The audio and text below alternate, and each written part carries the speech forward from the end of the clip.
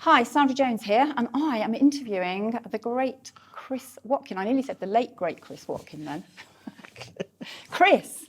Hi, Sandra. Property data. Yes. King of property data. No, you're the queen of property data. I know. I don't know. Yeah, what's the hierarchy there? Okay, Empress.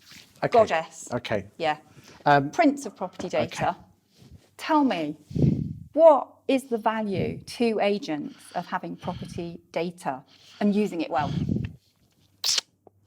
Talk to me.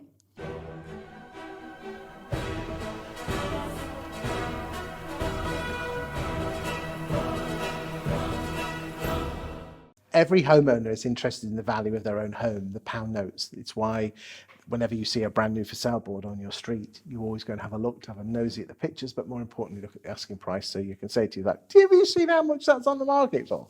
Oh, and look at the pictures inside. But we never do that when the for sale board is down the road, do we? 2 or 3 streets away. We only do it on our own street. And that proves that people are obsessed about the value of their own property. You can always guarantee one of the headlines in the Daily Mail each month is going to be about house prices. Yeah. Because that's when the Halifax took out their house price index. So people are only interested in themselves. They're interested in what money they have, because that's what humans being is, and that's where the numbers come in. And property data is just a way to quantify what you're worth, because we're human beings. The question is, how do you put that data across that's interesting and compelling and intriguing, that's actually going to get you as an agent business? Because it can be overwhelming and misleading, can't it? So how do you avoid that? How do you avoid getting the wrong end of the stick? Well, the first thing is to get the right sort of data. And I'm a huge believer when it comes to data is that there's some people out there that will just throw up a stat when in reality, when there's no context to that stat. Yeah.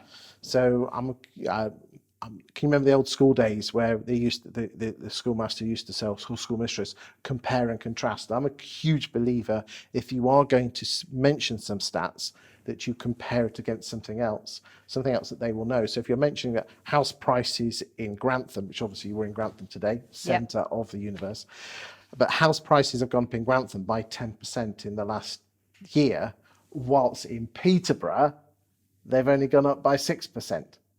Yeah. And that's great context. Okay. The question now is where do you get that data from? Yeah. The big one is obviously the land registry. Yeah. And the other thing we always say to our analysts when they're tackling a market report is, what's the exam question? So why are we asking this question? What answer? What is the issue they want addressed? What is it they're trying to understand?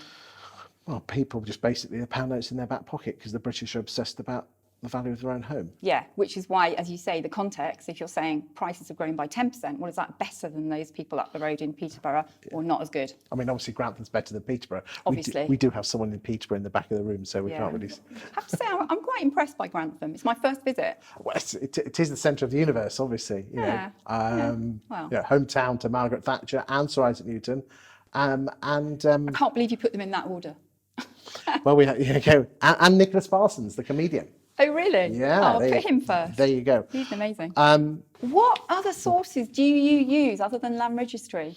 Zoopla have a wonderful array of stats. In the last few months, they've hidden them slightly.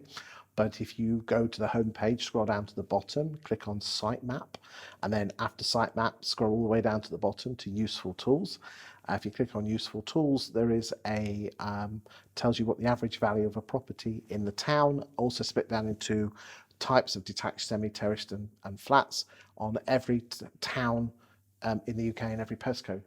So you can compare and contrast. So that's prices. Now, what about what's driving those prices? But again, there's some, I'm a firm believer, some of those things don't necessarily have a number to it, but in your heart what. So again, this come back to context. This is what's happened to house prices. House prices in Grantham have gone up by 10%, and the reasons are, now you should know that because you're an estate agent. One thing that a lot of estate agents do is that they're afraid to put things out and be caught out, saying, well, where did you get that stat from? Or that's not the reason why. So again, house prices have gone up in Grantham by 10%. And 2 of the reasons why they've gone up is that there's less houses on the market, and there's greater demand from people coming from London. there are other reasons, but these are the two major ones. So again, that's the reasons why. Yeah, and then you'd go, and then you'd show me the evidence, because that's what we can do, isn't it? That you know, an estate agent has a view and has a very informed view and can make a judgment call, but with the right tools, they can also show the hard evidence, so we know this is fact.